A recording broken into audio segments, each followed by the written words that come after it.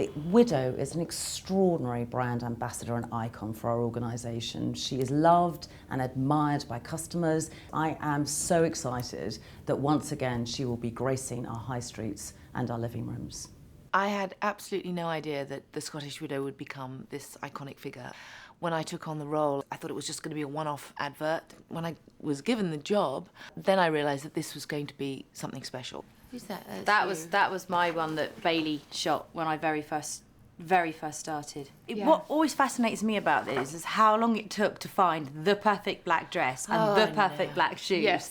And it just took, and we kept losing the brooch, but clearly it's made it onto yours. I'd be on stage one time and it actually popped off into the audience as I was spinning around. I was like, oh! I think for me the reason that the Widow is such an iconic brand is because it's consistent, it doesn't change. The lady that portrays it has changed 3 times, but it's always a very enigmatic, ethereal beauty in a black cloak.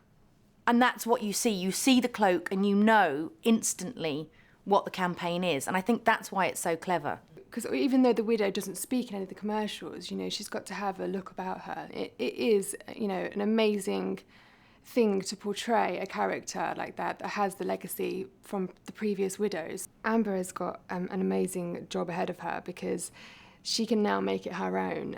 I obviously had the spin, and I think you've now got a shorter cloak, and you take the hood down, so obviously you can make that now your signature and your own, you know, identity. So yeah, just good luck with it and enjoy it and embrace it.